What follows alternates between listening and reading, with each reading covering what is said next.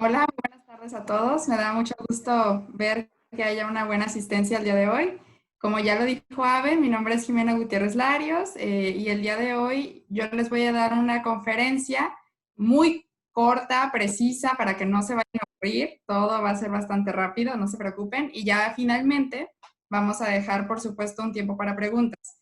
La conferencia que ahorita les voy a compartir es una que incluye todos los pasos, puede decirse así, que yo sigo a la hora de redactar cualquier cosa, no solamente un discurso. Entonces, esto les va a ser útil ya sea para hacer sus ensayos de la escuela, su tesis, si es que alguna vez quieren hacer alguna columna de opinión, participar en un concurso también, a mejorar incluso sus correos electrónicos, su capacidad de comunicar con las letras, como bien lo dice el título de esta conferencia, en todos los sentidos. Entonces, vamos a dar comienzo con esto. Se las voy a compartir.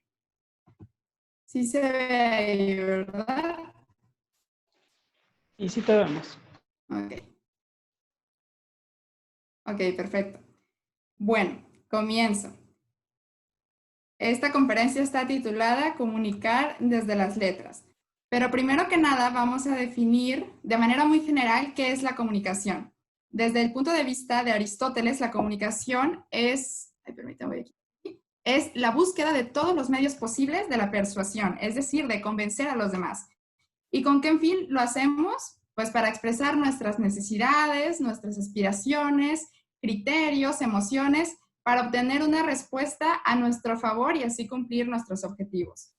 Hay varios tipos de comunicación y aquí yo les señalé los 4 más importantes que existen según mi criterio. El primero de ellos es la comunicación verbal, y se los voy a explicar cada uno más adelante. Existe también la comunicación no verbal, la virtual y la escrita. La comunicación verbal, pues es lo que estoy haciendo yo en este momento, puede decirse así, es cuando nosotros oralmente, por medio de palabras pronunciadas, explicamos algo a los demás. La comunicación no verbal es aquella que hacemos con nuestro cuerpo, con nuestras manos, que ahorita no se cansan a ver porque la cámara está un poco alta, con nuestros gestos y con todo aquello que ayuda a comunicar más allá de las palabras. La comunicación virtual, por supuesto, los correos, los mensajes electrónicos que ahorita están en todo su apogeo, y la escrita, que es la que vamos a ver el día de hoy. Y bueno, quiero dejarles muy claro que la esencia de la expresión en general es la redacción, porque ya sea que hagamos un discurso y lo pronunciemos, tenemos que prepararlo con antelación. Entonces lo tenemos que escribir y tenemos que pensar muy bien qué vamos a poner antes de decirlo, y es por eso que también la comunicación escrita entra ahí. El email, porque pues a pesar de que es comunicación virtual, también es escrita. El ensayo, puramente escritura. El comentario, podemos decirlo oralmente, escrito o virtual. Una opinión escrita. Entonces, todos los tipos de comunicación nos llevan a este origen, que es la comunicación escrita, y es por eso que es tan importante dominarla y aprender a usarla de manera correcta. Bueno, aquí se los dividí la presentación en varios pasos a seguir antes de redactar y ya todo el esquema que hay que seguir una vez que estamos redactando. Pero primero vamos a aclarar esta parte. Antes de que ustedes comiencen a redactar cualquier cosa, deben tener bien claro el mensaje que quieren transmitir. Para lograrlo, les recomiendo que lo plasmen antes de empezar a redactar en una oración para no divagar, porque a veces cuando no tenemos muy claro de qué vamos a hablar, es fácil perdernos nada más diciendo una cosa u otra y nunca llegamos al tema que queríamos abordar enteramente. Entonces es por eso que yo les recomiendo que antes lo hagan en una oración. Por ejemplo, digamos, si yo quiero dar una conferencia una conferencia no, si quiero redactar un discurso para fomentar el uso del cubrebocas, entonces mi mensaje que yo quiero decir es convencer a la audiencia de la importancia de usar cubrebocas para superar la pandemia de COVID. Entonces ya sé que yo no me voy a enfocar en decir el daño económico que está causando la pandemia, que no me voy a enfocar en decir cualquier otra cosa, solamente tratar de convencer a la gente de que use cubrebocas para acabar con la pandemia. El segundo paso, muy importante también, es elegir el nivel de complejidad del vocabulario que vamos a utilizar. Y para responder a este punto, nos debemos hacer la siguiente pregunta. ¿A quién nos vamos a dirigir? ¿A niños, adolescentes, con el ejemplo anterior al personal de salud, a políticos o a cualquier otra persona? Y esto es importante porque dependiendo de la audiencia a la que nos vayamos a dirigir, vamos a usar un lenguaje más complicado o más sencillo.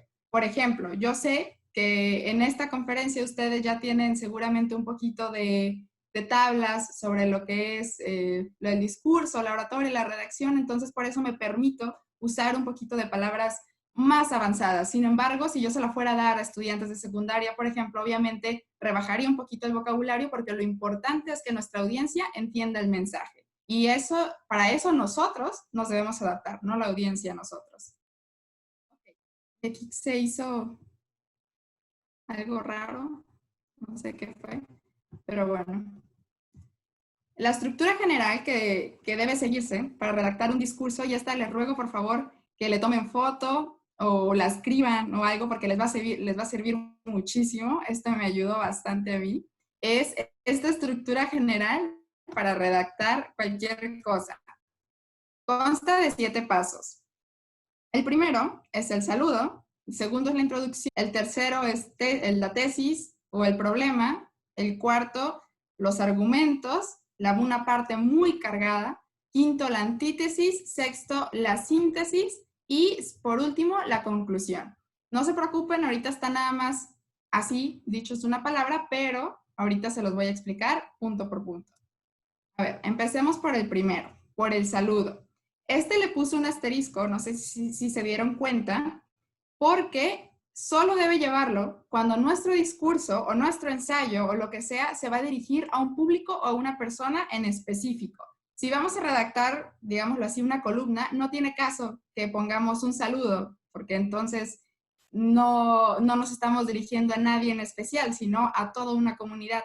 Entonces, esto normalmente se usa en discursos de oratoria, en cartas o en correos electrónicos. En todo lo demás puede omitirse y no pasa absolutamente nada.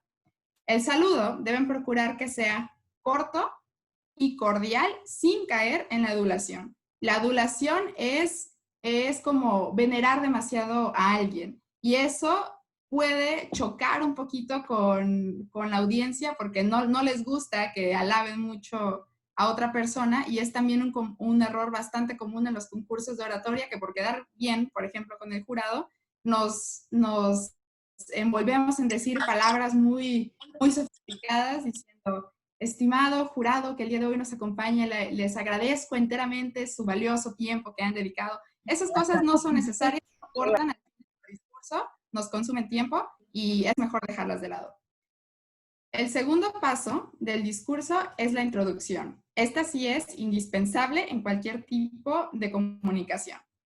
Aquí este es el momento en el que se le va a presentar a la audiencia el tema que vamos a tratar. Por eso es que es tan importante. Y aquí definimos si logramos captar o no la atención de quienes nos escuchan. Es por eso que hay que poner muchísima atención en lo que vamos a decir aquí.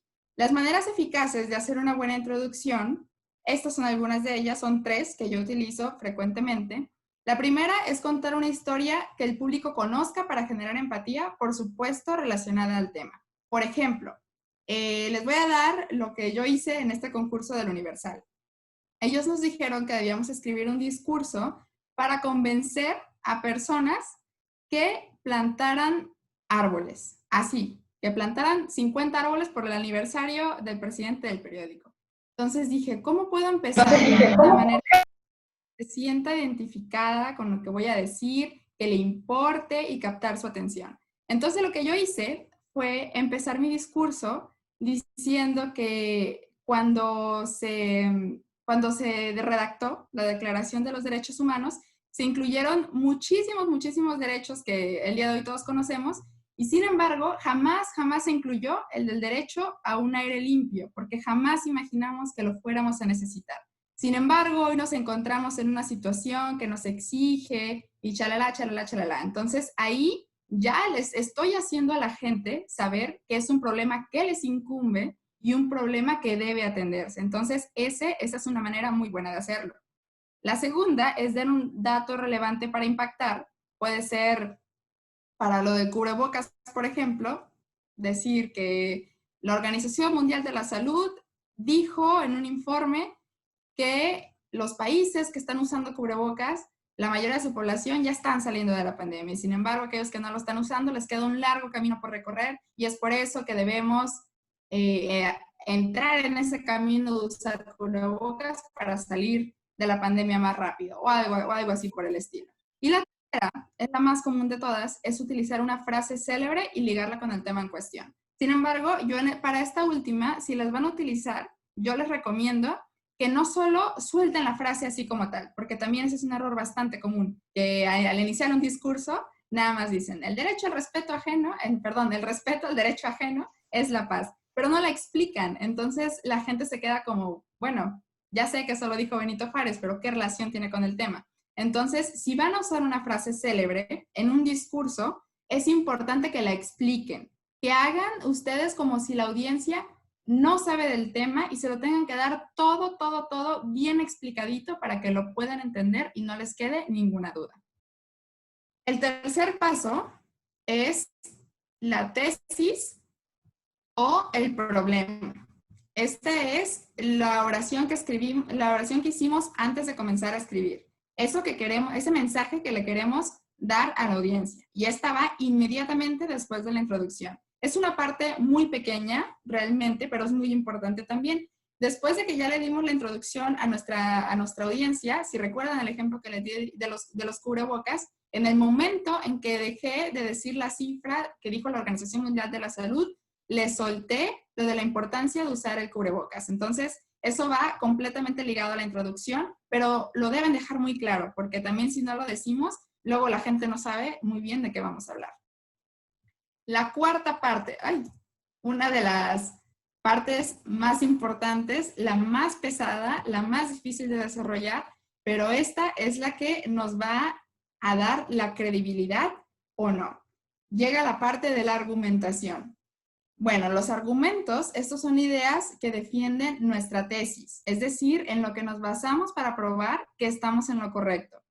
Yo les recomiendo que a la hora de hacer un discurso, un ensayo corto o para cualquier texto que no sea una tesis de escuela, que ya es bastante larga, que utilicen mínimo 2 argumentos, máximo 4, pero idealmente 3, porque 3 es una cifra bastante fácil de recordar. Es decir, si ustedes enumeran sus argumentos en forma de lista y los recuerdan incluso con sus dedos, son muy fáciles de recordar, no se les van a olvidar y es más fácil defender 3 argumentos súper bien, blindarlos de todas las maneras, a enlistar 7 argumentos, pero pobremente defendidos. Entonces yo les recomiendo que utilicen siempre 3 argumentos, pero súper fuertes. ¿Y qué deben incluir esos argumentos? Bueno, naturalmente deben tener cifras y datos respaldados por instituciones y autoridades pertinentes. Ojo aquí, este también es algo que se les puede pasar de vez en cuando. Si ustedes están hablando del cubrebocas y del COVID, ¿a qué instituciones me puedo referir yo? A la Organización Mundial de la Salud, a la autoridad, por ejemplo, nacional, que es el secretario de Salud, a esas personas que están en posición y con respaldo de que pueden opinar sobre el tema. Sin embargo, no puedo decir, el Papa dijo usen cubrebocas, ¿no? Porque el Papa no es ninguna autoridad en el tema y pues de nada nos va a servir ese argumento. Y otra es que los datos deben estar actualizados. Es decir, si van a decir cuántas personas están enfermas de coronavirus, no digan la cifra de marzo, sino digan la de julio, o porque estamos a inicios de agosto y a lo mejor no existe, o bueno, la más reciente que haya. Otra cosa que deben incluir nuestros argumentos son ejemplos simples que la mayoría conozca. Esto es para generar empatía con nuestra audiencia y que puedan entender más fácil de lo que estamos hablando. Y la última es información dimensionada. Les comparen la información que les están dando con otra cosa que ellos conocen, se relaciona un poco con el 3, con el segundo, para que la puedan comprender más fácilmente. Por ejemplo, si les dicen, siguiendo con el ejemplo del coronavirus para no salirnos de la línea, si les dicen que el gobierno ha destinado solamente, pongámoslo así, $1 billón a pelear contra el coronavirus. Y ustedes dicen, bueno, pues $1 billón de pesos suena mucho, pero pues no sé cuánto realmente, ¿para qué me ajusta $1 billón de pesos? Si yo pues jamás he visto ese dinero junto en mi vida, ¿no? Entonces, vamos a ponerles un ejemplo que conozcan y decirles, para pelear contra el coronavirus, el gobierno solamente ha gastado $1 billón de pesos, que es la misma cifra que usó solamente para imprimir las boletas de las elecciones. Entonces ustedes ya van a decir, ah, caray, pues es muy poquito, ¿cómo vas a comparar unas boletas con una pandemia, no? Y ahí es cuando también conectas con la audiencia y haces que se preocupen más y entiendan el problema del que estás hablando. Es de gran utilidad dividir los argumentos por categorías para hacer más fácil la comprensión y no solo defender el tema desde un punto, desde una arista. Es decir, podemos dividir los argumentos en de tinte político, económico, social, de salud, educativo, para defender de diferentes maneras el tema que estamos tratando. De nuevo, tomando de ejemplo el tema del coronavirus, podemos decir que es importante usar cubrebocas porque si no lo usamos, la pandemia se va a postergar y eso va a traer la peor crisis económica que que haya existido en la historia moderna. Entonces, eso ya sería un argumento económico. Ahora nos vamos a ir con un argumento educativo.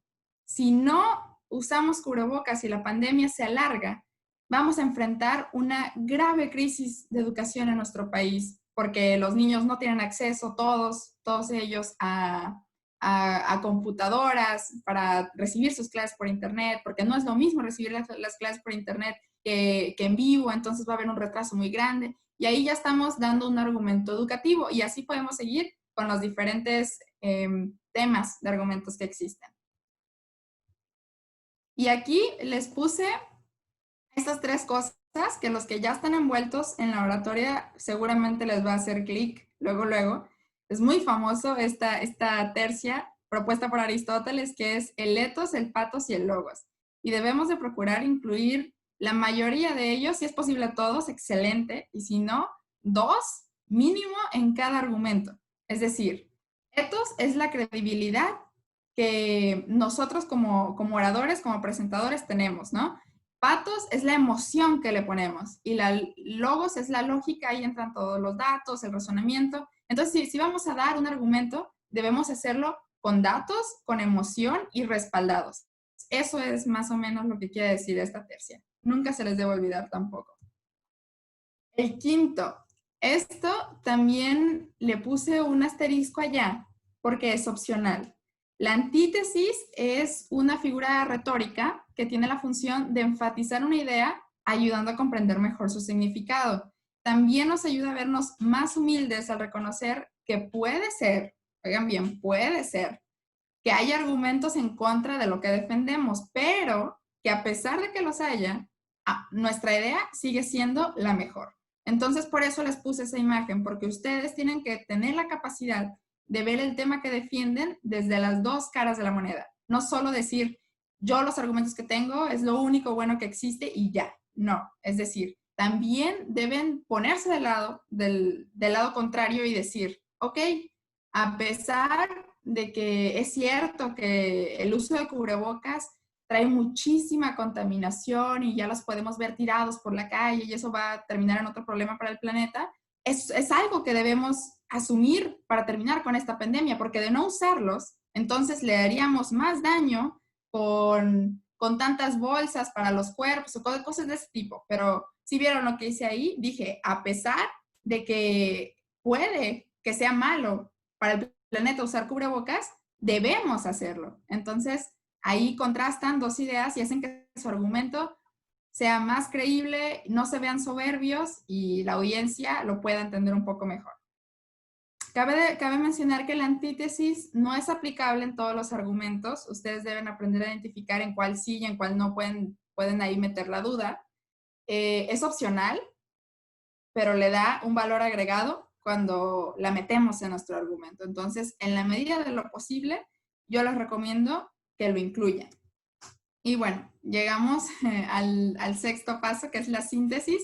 Esta ya nos estamos acercando a la parte final del escrito y aquí debemos recapitular todos los argumentos que dijimos. Es decir, los 3 los debemos volver a mencionar. no volverlos a explicar, volverlos a mencionar solamente. Y es útil mencionarlos en forma de lista. Por eso también les recomendaba que usaran solamente 3 argumentos, porque es muy fácil recordar, incluso con nuestra mano nos puede ayudar, esos 3 argumentos que dijimos. ¿Y para qué hacerlo? Bueno, pues porque la audiencia no intencionalmente puede perderse en el discurso o volteó para otro lado y ya se le fue un argumento que dijimos y lo repito, no con mala intención o no porque ustedes hayan hecho algo mal en llamar su atención, sino porque la mente humana no puede estar enfocada al 100% todo el tiempo en una sola cosa. Entonces, recapitularlos y recordárselos casi al final de nuestro discurso a nuestra audiencia va a hacer que les vuelva a hacer clic todo lo que dijimos y digan, es cierto, eso se me había olvidado, pero ya lo recordó. Por eso les puse el Dory ahí, porque a veces se nos pueden olvidar cosas. Y bueno, la última parte del 7º paso es la conclusión. Aquí es cuando ya presentamos todos nuestros argumentos, ya demostramos que a pesar de lo que pueda decirse en contra, lo que decimos es verdad con la antítesis, ya les refrescamos la memoria con la síntesis. Ahora, ¿qué nos falta para terminar nuestro discurso?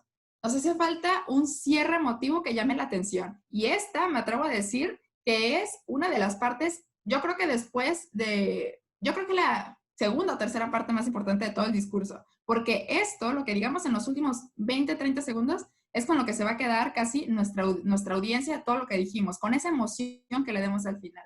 Entonces, debemos dar un cierre emotivo y que llame a la acción, porque recordemos que estamos dando un discurso para cumplir una idea, no nada más nos debemos parar a hablar por hablar.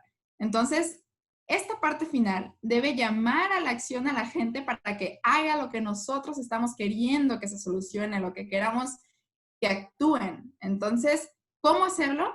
Una puede ser una frase emocionante, como en el inicio. Otra, yo creo que esta es la mejor, un mensaje de nuestra cosecha que logre erizar la piel.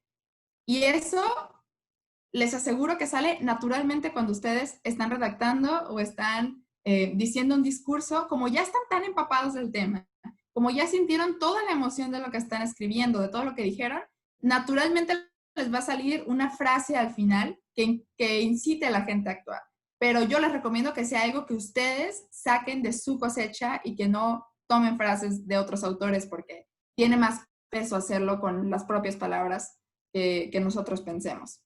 Entonces le recordamos, los 7 pasos, se los vuelvo a poner aquí para si no me alcanzaron a apuntar, si me fui muy rápido, se los voy a dejar unos segunditos ahí, vuelven a tomar nota. Los 7 pasos para redactar cualquier cosa debe ser: 1, el saludo, recuerden, si es discurso, email o carta solamente. 2, la introducción. 3, nuestro tesis o problema en una frasecita. 4, argumentos, que sean 3 de preferencia. 5, la antítesis, si es posible meterla. 6, la síntesis. Y por último, la conclusión, que es nuestro cierre emotivo. Y bueno, yo a escribir todos, les prometí una conferencia corta y concisa, creo que cumplí el cometido. Entonces, aquí les dejo mi contacto para que puedan ustedes enviarme un correo o mandarme algún mensaje por cualquiera de estos medios preguntándome cualquier duda que tengan y yo con todo gusto te las voy a contestar. Y bueno, yo creo que aquí ya pasamos a la fase de preguntas y respuestas. Si alguien tiene una duda, favor de hacerla y los escucho. Muchísimas gracias, Jime. Pues bueno, chavos y chavas, por ahí hay unos aplausos de Marielis desde Jalisco. Pedirles que por favor nos planteen de manera muy concreta las preguntas que les quieran hacer a Jime y bueno, que las hagan de viva voz, que sean muy concretas y que nos digan su nombre y de dónde nos están escuchando. Adelante, Marielis.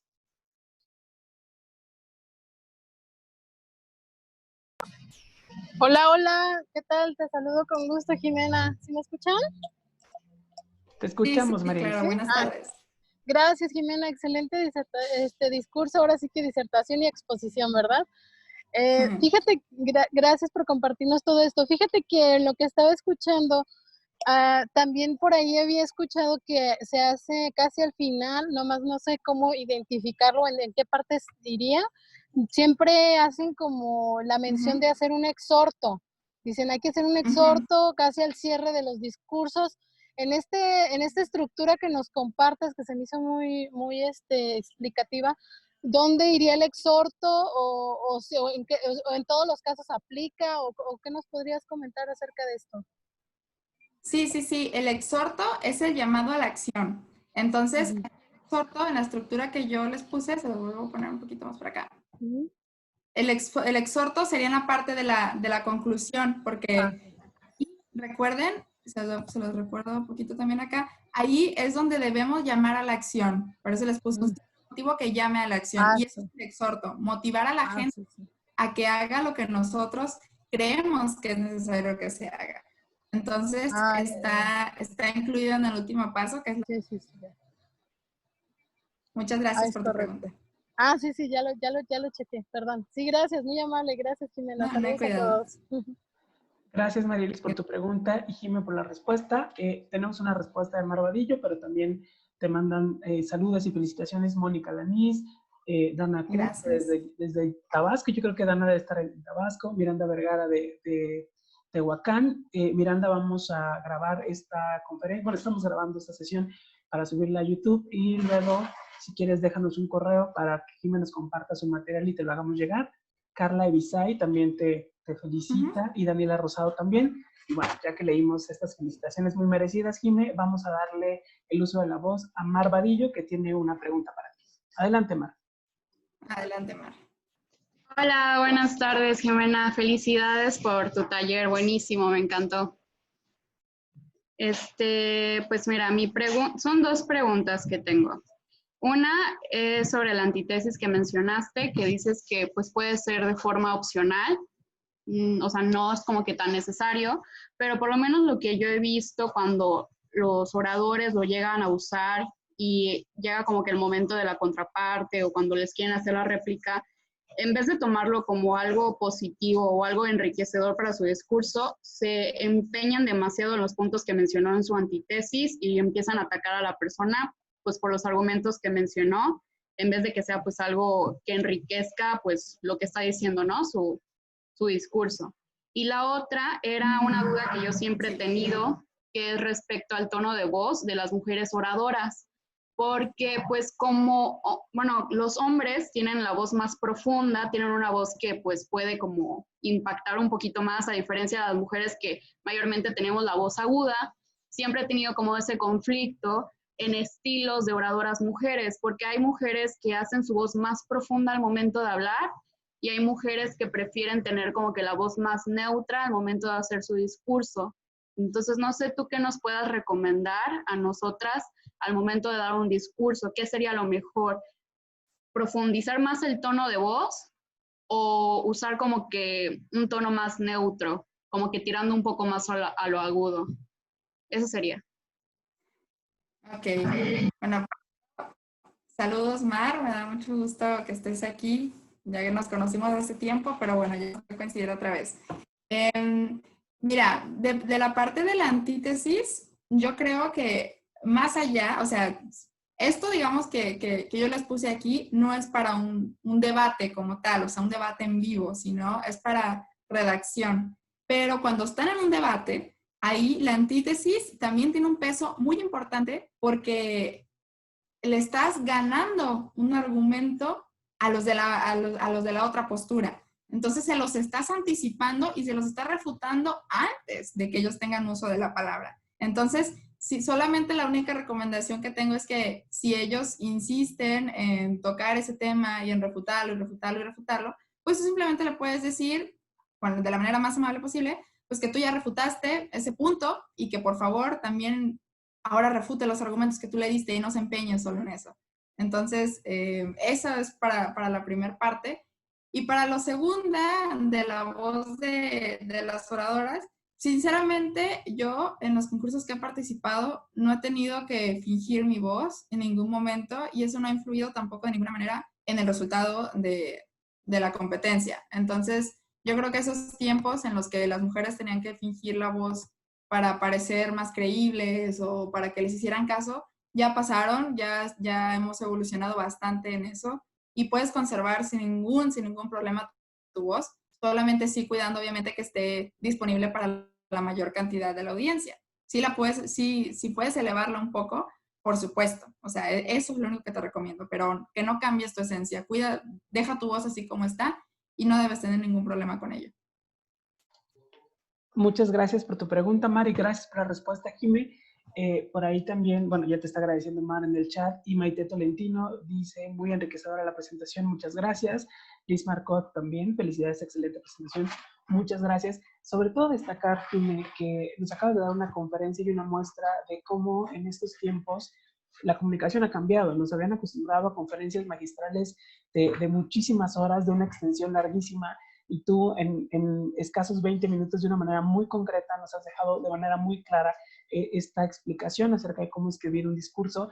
Y si no hubieran más preguntas, voy a proceder a compartir mi pantalla para que vean todos la presentación de este reconocimiento que vamos a hacerte llegar vía electrónica ahora que la pandemia no nos deja estar tan cerca. A nombre de Diálogos de las Juventudes por un México Mejor, Asociación Civil, otorgarte este reconocimiento por la impartición de la conferencia virtual Comunicar desde las letras. Cómo escribir un buen texto. Tiene lugar en la Ciudad de México, que es donde está el domicilio de Diálogos, con fecha 6 de agosto del 2020, y firma un servidor y amigo tuyo, Amarrabanales Guzmán, presidente nacional de Diálogos. Jimé, agradecerte muchísimo tu tiempo, agradecerte que nos hayas permitido grabar esta sesión para que la podamos compartir en YouTube y pedirte que nos compartas, por favor, más adelante tu presentación para que quienes nos la quieran solicitar por redes sociales pues la puedan obtener. Y bueno, nada más que agregar. Mil gracias, Jimena. Saludos hasta Colima y no sé si quieras darnos algún mensaje de despedida. Pues muchas gracias, Aben. Fue todo un gusto aportar un poquito durante estos tiempos de pandemia, que es tan importante de regresar un poco a la sociedad. Y sí, fíjate que ese punto que tocaste al inicio yo creo que es muy importante. La comunicación ya cambió para siempre. Yo creo que esta pandemia eso es lo que nos va a dejar, en cierta manera, que tenemos que ser más concisos, más concretos, porque ahora ya las reuniones no son en físico, sino son como esto, por medios electrónicos. Y no podemos tener a la gente 2 horas o 3 sentada nada más aquí escuchándonos hablar como un monólogo, y porque se van a distraer. Entonces, eso les hago una recomendación y un hincapié bastante grande en que todos sus mensajes que digan sean concretos, que no divaguen, y eso les va a hacer que mejoren su capacidad de comunicar como no tienen idea. Y pues bueno, creo que ya es todo. Con mucho gusto yo les comparto la presentación. Pueden dejarme, bueno, me pueden enviar un correo y yo se los respondo con la presentación, o igual de cualquier manera pueden enviar sus correos a Aben o yo le envío la presentación a él y él se las envío a ustedes. Como ustedes gusten, está bien. Ahí les dejé mi contacto para que si en algún momento tienen alguna duda, me pueden contactar con toda confianza y yo feliz de ayudarlos. Muchísimas gracias por estar aquí, que se hayan tomado un poquito de su tiempo, y les mando un abrazo muy fuerte a todos y suerte a la hora de escribir. Pues ahí están tus aplausos, Jimé. Muchísimas gracias. Muchas gracias a todas y todas las personas que se conectaron. Cuídense mucho, usen cubrebocas y lávense las manos. Bonita tarde. Bonita tarde a todos. A ver, permítame, les voy a tomar una foto. Sonríen, por favor. Sí, claro. A ver, no, tienes mucha razón. Se nos faltó la foto oficial. Sí. A ver, yo tomo una primero. A ver, sonríen. 1, 2, 3. Listo. Muchísimas gracias de nuevo. Ahora sí, cuídense muchísimo y muy buena tarde a todas y todos.